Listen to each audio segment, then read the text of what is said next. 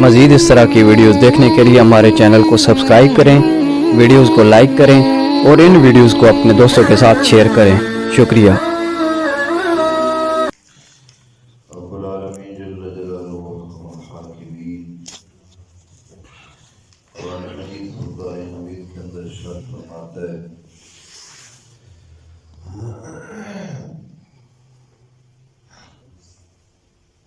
وَاعْتَصِمُوا بِحَبْلِ اللَّهِ جَمِيعًا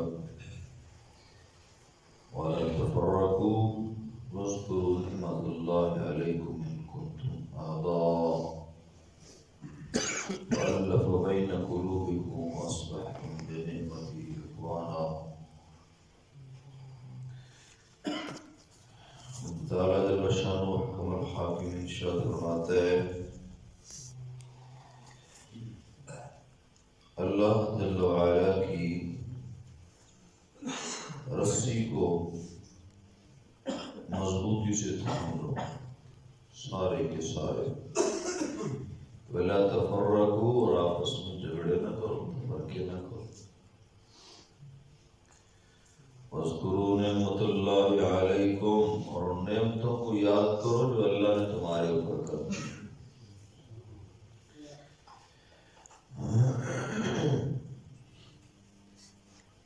نبی رحمت صلی اللہ تعالی علیہ وسلم کی غلاموں، یہ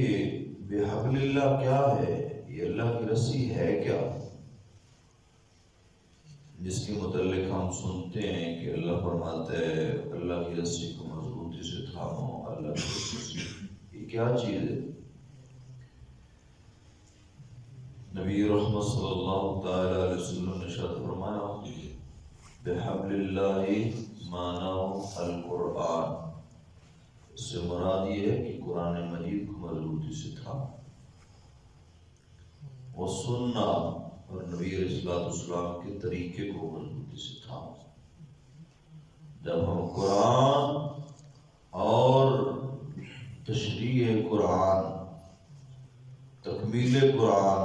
یعنی سنت مصطفیٰ کو مضبوطی سے تھام لیں گے پھر سارے جھگڑے ختم ہو جائیں گے۔ حضور پر نور شافع یوم مشہور صلی اللہ تعالی علیہ وآلہ وسلم کا ہر بتایا ہوا طریقہ اللہ کا طریقہ ہے، قرآن کا بتایا ہوا ہر طریقہ اللہ کا طریقہ ہے، اور اسی طریقے سے ہی زندگی گزارنا ہمارے لیے آسانی ہے۔ اگر اس سے باہر جائیں گے تو ہمارے لیے خجالت ہے، ضلالت ہے، برائیاں ہیں، تکالیف ہیں، مصائب ہیں، پریشانیاں ہیں، اس کے علاوہ کچھ بھی نہیں ہے۔ رحمت کونین صلی اللہ تعالی علیہ وسلم ارشاد فرماتے ہیں کہ القرآن حبل اللہ والقرآن معذبۃ اللہ، قرآن اللہ کی وہ رسی ہے، اللہ کی وہ رحمت والی رسی ہے جس کا ایک سرا میری امت کے ہاتھ میں ہے اور ایک سرا اللہ کی قدرت والے ہاتھ میں۔ جب میں اور آپ قرآن کو کھول کر سامنے رکھتے ہیں نا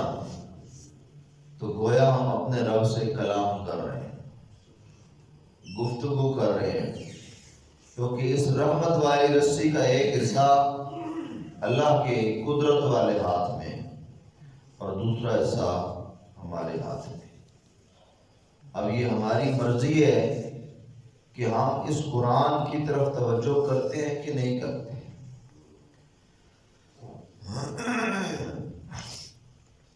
مثال کے طور پر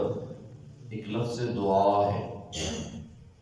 ہم قرآن سے ہم لفظ دعا کو سمجھتے ہیں کہ دعا جو ہے کیا چیز ہے اور کب کرنی چاہیے، کس لمحے کرنی چاہیے، کب نہیں کرنی چاہیے، اس کا کوئی ٹائم ٹیبل۔ تو اللہ تعالیٰ قرآن مجید کے اندر مطلقاً ارشاد فرماتا ہے ادعونی استجب لکم، تم مجھے پکارو، تم مجھ سے مانگو، میں تمہیں دے دوں گا۔ یعنی اتنے فاصلے پہ تم ہو کہ لفظ دعا سے تم جب میرے قریب ہوتے ہو،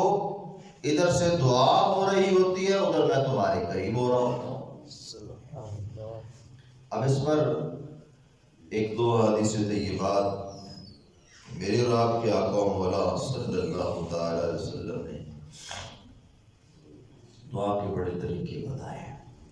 ایک تو حضور کے غلاموں جب دعا کر رہے ہو نا تو میں بڑی توجہ سے آپ کی توجہ طلب کرتا ہوں اور بڑی عرض گزاری سے آپ کی توجہ کا طالب ہوں کہ جب آپ دعا کے لمحات آپ کو اللہ دے دینا تو اس وقت اپنے آپ کو بالکل منہمک ہو کر ہر طرح کی توجہات کو دور کر کے اپنے رب کے سامنے جا کرو، بچھ لیا کرو، بچھ لیا کرو۔ یوں لگے کہ بس موت قریب ہے، یوں لگے کہ اب زندگی کے آخری لمحے ہیں، میں جو مانگ رہا ہوں کس سے مانگ رہا ہوں، اس انداز میں بندہ بچھ جائے اپنے رب کے بعد، یار کس سے مانگتے ہیں؟ کبھی سوچا ہے کس سے مانگتے ہیں؟ وہ جو جس جیسا دینے والا کوئی نہیں، وہ جو دے دے لاکھوں کروڑوں اربوں کے خزانے دے کر کبھی پچھتائے نہ اور کبھی گلہ نہ کرے اور کبھی مینا نہ دے، تانا نہ دے، اس ذات سے ہم مانگنے جاتے ہیں، اس ذات سے مانگ رہے ہوتے ہیں۔ ابو پاک نبی علیہ الصلوۃ والسلام کا ارشاد گرامی ہے، جب بندہ اپنے ہاتھوں کا قبلہ اللہ کی حضور بناتا ہے تو اللہ فرشتوں سے مخاطب ہو کر کہتا ہے، فرشتوں دھیان کرنا، دھیان کرنا، رحمت کے دروازے کھول کے رکھنا، میرا بندہ مجھ سے مانگنے کے لیے تیار ہو گیا۔ وہ رب ہو کر تیری طرف توجہ کر رہا ہے اور تو بندے تو نماز کا ہاتھ جب دعا کے لیے اٹھتے ہیں تب بھی تجھے خارش پڑی ہوتی ہے، کبھی اس طرح کرتا ہے، کبھی اس طرح کرتا ہے، کبھی کیا۔ یقین جانے بڑی حیرت ہو رہی ہوتی ہے کہ زندگیاں بیت گئی، اپنے رب سے مانگنے کا طریقہ ہی نہیں آیا، انداز ہی نہیں پتا بھی مانگنا کیسے رب سے۔ یار کسی سے مانگتے ہوئے کسی کو دیکھ لو، پوچھ لو، ذرا دیکھے تو صحیح نا، جو بندہ ادھار لیتا ہے نا محلے کی کسی دکان سے تو اس کے ساتھ بھی کہتا ہے، جناب چاچا جی، بھائی جان، کوئی نہیں، خیر ہے، تھوڑی دن بعد تنخواہ آنی بھی نہیں، کوئی نہیں، پہلے تو سن کٹساں باہمیں سب دعا کر تو چاہتے ہیں، باہمیں پوچھو تھا قدم ہی گھڑے رہے، پتہ نہیں حضرت صاحب قدم مڑ کے آسان زندگی گزر جاتی ہے۔ شاید کئی لوگوں کی وہ بیچارے ان کے رجسٹر لکھے ہوئے ہوتے ہیں، وہ روزانہ کھول کے دیکھتے ہیں، چاچا یہ آئے کوئی نہیں، آپ تے گئے یار، مڑ کے آئے کوئی نہیں، وہ بیچارہ گنتا ہی رہتا ہے۔ لیکن جب کبھی بھی اس سے ملاقات اور دعا کرتے ہیں، کوئی نہیں، پریشان نہ ہو، کوئی نہیں، آرساں، ایسا ہوتا ہے۔ زندگی ہے نا ہماری بھائی، یہ ہماری زندگی کے اندر شامل باتیں ہیں، تو ہم اسے حوصلہ دیتے ہیں اور بڑے کھلے ماتھے سے اس کے ساتھ بات کرتے ہیں، بھلے بات میں گالیں دیتے ہو، یہ جگہ چڑھائی ہوئے دماغ ہے، لیکن اس سے ہمارا رشتہ کیا ہوتا ہے؟ سامنے کا بڑے ادب سے، احترام سے، مسکرا کر کچھ دو چار سنا بھی دینا تو ہم سر نیچی کر دیتے،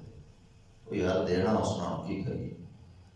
تو حضور کے غلاموں، جس سے مانگا جاتا ہے نا، کم از کم اس کی بارگاہ کا کوئی ادب بھی ہوتا ہے، احترام بھی ہوتا ہے، اس کی بارگاہ میں کچھ جانے کے ایتھک اور طریقے اور قانون بھی ہوتے ہیں۔ محبوب پاک نبی علیہ السلام فرماتے ہیں، جب تم اپنے رب کی بارگاہ میں ہاتھ کھول کے، ہاتھوں کا قبلہ آسمان ہے، ہاتھوں کو جب آسمان کی طرف اٹھاتے ہو نا تو آسمانوں کا رب، عرش کا رب، تمہارا فرش کا رب اور تمہارے دلوں کی دنیا کے خیالات کو جاننے والا رب تمہاری دعاؤں کے لیے فرشتوں کو گواہ بنا کے کہتا ہے، فرشتوں گواہ ہو جاؤ، میرے بندے اب میری بارگاہ میں آنے والے۔ سبحان اللہ۔ ادھر سے یہ عطائیں ہوں اور ادھر سے یہ ستائش ہو، یہ عطائیں ہوں کہ اس کو پتہ ہی نہیں میں کس کے سامنے جھکا ہوں۔ یعنی دعا ہو رہی ہے، کبھی کان کو خارش ہے، کبھی نبی پاک علیہ السلام نے ارشاد فرمایا اس طرح آمین کہو کہ ساتھ والا بیٹھا ہوا بندے کا دل دہل جائے، اس انداز میں آمین کہو، اور اسے چپ کر کے بیٹھے ہیں آج آخری دن ہے، میں نے پہ دنیا دعا جو مانگے ابھی آمین تو کہنے میں کیا شرم ہے؟ آمین سے مراد ہے میرے مالک تیرے حضور حاضر ہوں، میں کسی بندے سے نہیں مانگتا، میں اس کے حضور ہوں جس نے مجھے پیدا کیا ہے، میں اس کے حضور ہے جو خود کہتا ہے دے کر فخر کرتا ہے، اور جسے مانگنے والا اچھا لگتا ہے، میں اس کے حضور ہوں، میرے مالک قبول فرما، قبول فرما، قبول فرما۔ دیکھیں نا اللہ نے فرمایا سورہ فاتحہ کو ہم نے کالی پڑھا ایاک نعبد و ایاک نستعین، نعبد نون جو ہے یہ جمع کا صیغہ ہے، نعبد ہم عبادت کرتے ہیں، حالانکہ بندہ اکیلا ہوتا ہے۔ ہر سورۃ الدعاء یعنی دعا کے انداز دیکھیں، نبی پاک علیہ السلام نے ارشاد فرمایا جب بھی مانگو اکٹھے ہو کے مانگو، اور شاید تم میں سے کسی کی آواز اس کو بہت پسند آ جائے، کسی کا توتلا پن اسے پسند آ جائے، کسی کی اندازے محبت اسے پسند آ جائے، اور کسی کا کوئی سجدہ اسے پسند آ گیا ہو، اب وہ انتظار میں ہو میرا بندہ میں مانگے، جو مانگے گا دے دو، جو مانگے گا دے دو، اس کے خزانے میں کمی کیا ہے؟ محبوب علیہ السلام نے ارشاد فرمایا جو تم آمین کہتے ہو، رب کہتے ہو فرشتوں سن دے ہو پہ یا اللہ لبیک، رب فرماتا آمین تم بھی کہو، اب تم بھی کہو آمین، اس نے آمین کہا ہے میں نے قبول کیا، اب تم اس کے ساتھ ملا کے کہو آمین۔ جو تیڑے اور میڑے سگا جو آمین نہ لگ نکلے تو فرشتے کے لیے بولو سب، یعنی آنکھیں بھی اس در پہ آ کے بھی نہ مانگنا ناشکری نہیں ہے۔ اس لیے دعا کرنے کے نبی پاک علیہ السلام نے ہمیں طریقے سکھائے۔ ایک بخاری مسلم کی حدیث پاک ہے، نبی رحمت صلی اللہ علیہ وسلم نے ارشاد فرمایا تین دوست، تین بھائی، تین ہم فکر لوگ سفر کر رہے تھے، یہ آپ نے علماء سے سن رکھی ہے، بات نہیں ہے، لیکن اس میں انداز دعا ہے، انداز دعا ہے کیا کہ نبی پاک علیہ السلام فرماتے ہیں وہ تینوں سخت بارش کے اندر گر گئے، اولوں میں گر گئے، طوفان میں گر گئے، سامنے ایک پہاڑ تھا، پہاڑ کے اندر ایک غار تھی، غار کے اندر وہ چلے گئے، غار میں جا کر انہوں نے اوٹ لی اور بارش اور طوفان سے جو ہے وہ بنا لی، تو جب وہ اندر گئے تو بارش کی تیزی ہو گئی، اور پھر کیا ہوا کہ پہاڑ کا ایک حصہ، ایک چٹان اس غار کے منہ پہ آ گئی، غار بند ہو گئی، بندے اندر غار پہ پتھر آ گیا، اب وہ اندر ہی اندر رہ گئے، اب وہ اللہ سے دعائیں مانگ رہے ہیں۔ اب یہ کون لوگ ہیں؟ بنی اسرائیل کے لوگ ہیں، قوم موسیٰ کے لوگ ہیں، اور بیان کون کر رہا ہے؟ میرے اور آپ کے نبی علیہ السلام، یعنی ان کی ادا اللہ کو اتنی پیاری لگی کہ رب نے فرمایا محبوبہ ان کی اداؤں کو اپنے غلاموں کو بتا تاکہ ان اداؤں کو اپنائیں اور مجھے راضی کر لیں۔ اللہ اکبر۔ ایک نے کہا یا اللہ میرا ریوڑ تھا، ریوڑ آتا تھا، میں دودھ دوتا تھا، میں اب سب سے پہلے اپنے باپ کو دیتا تھا، میرے مالک اگر تجھے یہ نیکی پسند آ گئی ہو تو مہربانی کر تھوڑا سا میرا راستہ بنا دے، تھوڑی سی صرف کی۔ دوسرے نے کچھ اور بات کہی، تیسرے نے کہا یا اللہ میرے پاس ایک اور مزدور تھا، ایک مزدور کام کرنے آتا تھا، مزدور کی مزدوری دینی تھی، جب لینے آیا تو وہ بگڑ گیا، کہنے لگا نہیں 1 روپیہ ود کیساں یا 1 درہم ود کیساں، میں کہ نہیں بھائی نہیں، اتنی داڑھی بڑھنی میں دیساں، تو ہمارے آپس میں جھگڑا ہو گیا، وہ لڑ کے چلا گیا، میرے دل میں خوف آیا، یا اللہ میں نے اس کا مال انویسٹ کر لیا، میرے جانور تھے، میں نے اس کے نام کے جانور لیے، جانور بڑھتے گئے، اب اتنے جانور ہو گئے ہیں، جانور بھی ہیں ساتھ اس کے چرواہے بھی ہیں۔ اب پھر کیا ہوا کہ جب وہ کچھ دنوں کے بعد آیا تو اس نے کہا، اس نے مجھ سے ملاقات کی تو میں نے کہا یار تو ناراض ہی ہو گیا تھا۔ اس نے کہا اچھا میرا مال دے دے، تو زیادہ باتیں نہ کر۔ میں نے اسے کہا تیرا مال وہ دیکھا ہے اتنی گائے ہیں، یہ ساری گائیں تیری ہیں، اور وہ جو پیچھے چروائے یہ بھی تیرے ہیں۔ اس نے کہا یہ کیا بات؟ اس نے کہا بھائی تو اتنے سال بعد آیا ہے، تیرے مال کی میں نے گائے لی تھی، پھر گائے بڑھ گئی، پھر تیرے نام کے چرواہے آ گئے، پھر یہ سارے کا سارا سلسلہ تیرا ہی ہے، اب یہ ساری گائیں بھی لے جا، یہ سارے چرواہے بھی لے جا، میرے مال کا اگر تجھے پسند آئی اور میری نیکی تو میرے مال کا قبول فرما، تھوڑی سی چٹان سے رکھ جائے اور میں باہر نکل جاؤں۔ تو نبی پاک علیہ السلام فرماتے ہیں جب تینوں نے ملا کے دعا کی نا تو اللہ کو ان کی ادا پسند آ گئی کہ اللہ ہماری اس دعا کو قبول کر۔ جب اس نے انہوں نے قبولیت کے لیے کہا تو اللہ نے اس چٹان کو اپنے حکم سے الگ کیا اور ان کا راستہ کھول گیا اور وہ چلے گئے۔ اب اگلی بات نبی پاک فرماتے ہیں کوئی تو ایسا کام کرو نا جسے دعوے کے ساتھ اللہ کے حضور پیش کر سکو، کوئی تو ایسا کام کرو نا جسے دعوے کے ساتھ اللہ کی بارگاہ میں پیش کر سکو، یا اللہ میں نے یہ کیا تھا تیری توفیق سے، میرے مولا اس کو قبول فرما اور اس کے بدلے مجھے یہ عطا فرما۔ کچھ نہ کچھ نیکیاں ایسی زندگی میں شامل ہونی چاہیے جب بندہ رب تعالیٰ کی بارگاہ میں جھکنے جائے اسے پھر کچھ نہ کچھ وہاں سے نصیب ہو جائے۔ اللہ اکبر کبیرہ۔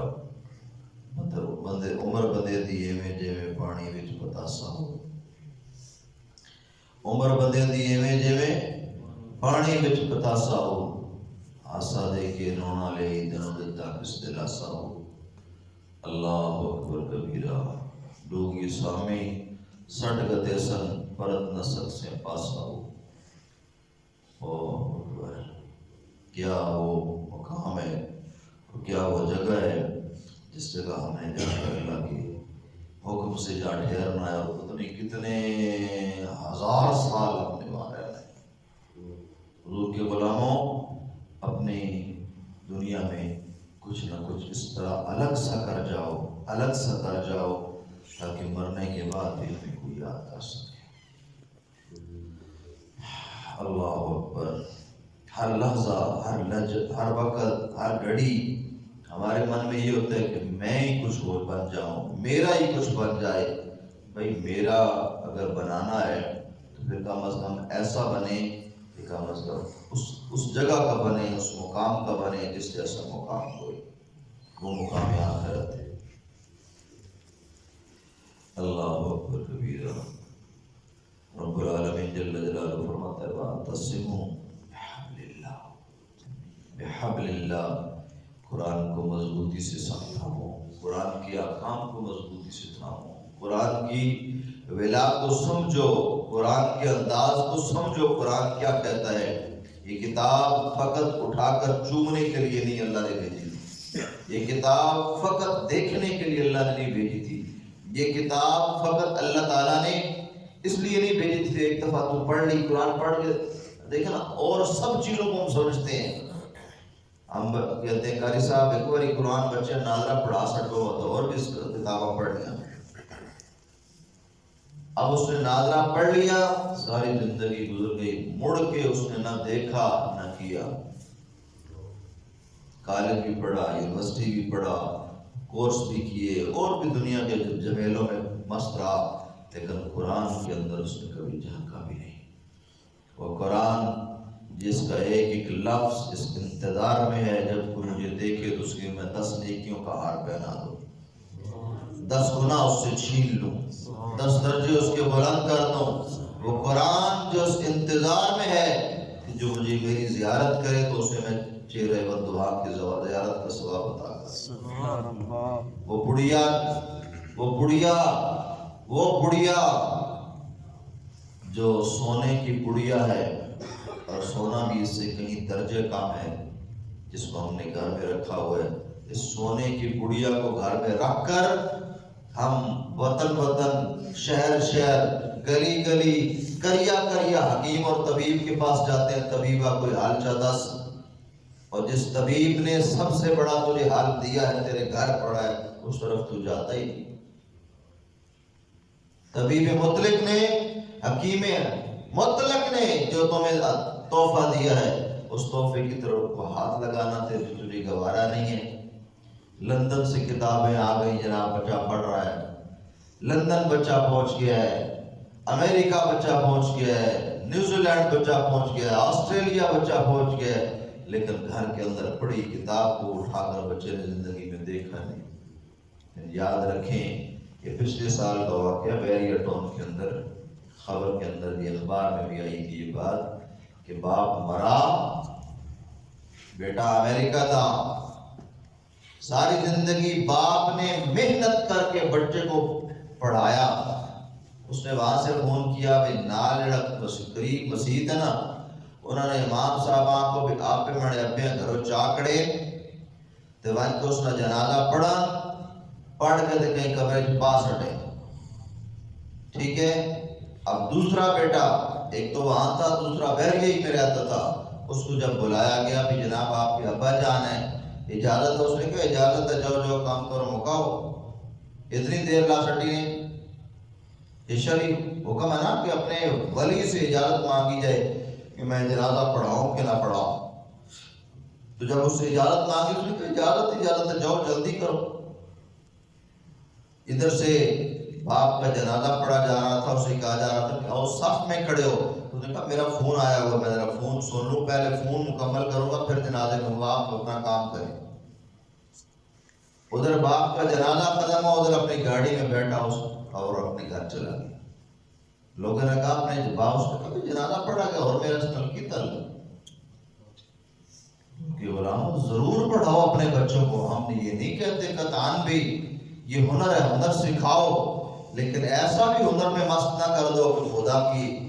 رحمت کو وہ پیٹ کر بیٹھے، خدا کے قانون کو وہ چھوڑ بیٹھے۔ یہ ہمارے قانون و دستور کی کتاب ہے۔ ایک بندہ سارا دن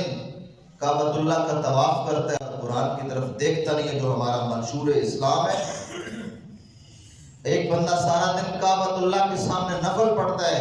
اور نبی پاک علیہ السلام کی احکام کو دیکھتا نہیں ہے جو ہمارے تشریعی حکم ہے جس کے پاس، اس کی زندگی کا کیا فائدہ ہے؟ اس لیے یہ ہے وَاعْتَصِمُوا بِحَبْلِ اللَّهِ۔ آج ہمیں لوگ کہتے نہیں سارے لکھے بڑے جس بھی کلمہ پڑھا سارے جب پہ باغنو، اے وَاعْتَصِمُوا سے مراد ہے قرآن کے حکم مانو، قرآن کی باتیں مانو۔ سیدنا عثمان غنی رضی اللہ تعالی آپ کے ساتھ ایک شخص بغض رکھتا تھا، عداوت رکھتا تھا دل کے اندر، وہ مر گیا۔ نبی پاک علیہ السلام کو پیغام دیا گیا کہ فلاں قبیلے کے بندہ مر گیا ہے، اس کا جنازہ۔ نبی کریم علیہ السلام جنازے کے لیے گھر سے تیار ہو گئے، اس کی سند دکھانا میری ذمہ داری ہے اگر کسی کو چاہیے ہو تو۔ کریم آقا علیہ السلام تیار ہو کر گئے اور کیا وہاں جا کر دیکھا کہ پوچھا کون ہے، عرض کی یا رسول اللہ فلاں آدمی ہے، فرمایا نہیں میں نہیں جنازہ اس کا پڑھا۔ رسول اللہ کیوں؟ فرمایا اس لیے کہ یہ میرے عثمان سے بغض رکھتے ہیں، جو میرے عثمان سے بغض رکھے میں اس کا جنازہ نہیں پڑھتا۔ عرض نہیں نک سے دہی چڑھا دے ساری زندگی میں۔ اللہ اور اس کے رسول کی اہمیت سمجھے بابا، یہ زندگی چند لمحوں کی مہمان ہے، اپنے کچھ قوانین بنائے، ساری زندگی اپنی منمانیاں نہ کرے، کچھ خدا کی بھی مان لے۔ رحمت کونین صلی اللہ تعالی وسلم کا ارشاد گرامی ہے، فرمایا وہ خار ہوا، ذلیل ہوا جس نے قرآن کو اس سے پشت ڈالا، اور وہ آباد ہوا جس کا سینہ قرآن کی محبت سے آباد ہے، قرآن کے احکام سے آباد ہے، قرآن کی جو ہے وہ بتائے ہوئے حدود سے آباد ہے۔ تلک حدود اللہ فلا تعتدوها، اللہ قرآن میں کہتا ہے یہ اللہ کی حدود ہیں، ان کے قریب تر بھی نہ جاؤ۔ اللہ تعالیٰ جل شانہ احکم الحاکمین میرا اور آپ کا حامی و ناصر ہو، ہم سب کو قرآن مجید کی سمجھ نصیب فرمائے، قرآن مجید کے ساتھ ایسا تعلق نصیب فرمائے کہ ہمیں ہر چیز کا معنی اور مطلب قرآن سے نظر آنے لگ جائے۔ سیدنا علی المرتضیٰ کرم اللہ وجہہ الکریم سے کسی نے پوچھا کہ آپ قرآن کے متعلق کیا کہتے ہیں؟ آپ نے فرمایا اللہ کی عزت کی قسم ہے، علی کے اونٹ کی نکیل اگر گم ہو جائے تو مجھے کسی سے پوچھنے کی ضرورت نہیں، مجھے رب کا قرآن میری رسی کو ڈھونڈ کر دینے کا حق رکھتا ہے۔ سبحان اللہ۔ لیکن کاش کو اس قرآن کے پاس بھی آئے۔ اور اسی طرح کا حضرت عبداللہ ابن عباس کا فرمان ہے، آپ فرماتے ہیں کہ تلکل، وہ قرآن پاک کی آیت ہے کہ لا رطب ولا یابس الا فی کتاب، ہر چیز، ہر خشک و تر کا ذکر قرآن مجید کے اندر موجود ہے۔ تو آپ سے پوچھا کہ اس کا کیا مطلب ہے؟ آپ نے فرمایا اس کا مطلب یہ ہے کہ اگر میرے اونٹ کی گلے کی رسی بھی گم ہو جائے تو میرا قرآن ڈھونڈ کر دینے کی طاقت رکھتا ہے۔ لیکن کاش ہمیں قرآن کے قریب قربت نصیب ہو جائے۔ ہم نے قرآن صرف اٹھانے کے لیے، اللہ معاف کرے گا صاحب آپ کی بات کر رہا میں فی معاشرے کی، جب عوام کہتے ہیں تو ہم سے مراد سارا معاشرہ ہے، کیونکہ ہم کوئی معاشرے سے باہر تو نہیں ہے، ہم معاشرے کے اندر ہیں۔ ماشاءاللہ آپ کے اندر تو بڑے بڑے اچھے لوگ بھی موجود ہیں، لیکن ہم جب اس قرآن کو فقط کسی کو تسلی دینے کے لیے، قرآن اٹھانے کے لیے رکھیں گے تو پھر قرآن کی پھٹکار ہی پڑے گی، اس کا فیض کہاں ملے گا؟ اس لیے حضور علیہ السلام کے غلاموں ہر بات پوچھیں، ہر سوال کریں قرآن سے۔ قرآن سے کیسے سوال ہوگا؟ جب آپ صاحب فاسألوا اہل الذکر ان کنتم لا تعلمون، جب تمہیں علم نہیں ہے تو کسی ایسے بندے کے سے جا پوچھو جو اس قرآن کا علم رکھتا ہے، تو پھر قرآن بولے گا کہ فلاں حدیث، فلاں آیت، فلاں موقع، فلاں جگہ پر یہ آیت نازل ہو، اس کا یہ معنی ہے۔ اللہ کریم جل شانہ حکم الحاکمین ہم سب کو قرآن مجید کے ساتھ وابستہ ہو کر ہماری دنیا میں بہتر فرمائے اور ہماری آخرت میں آمین۔ اللہم صلی وسلم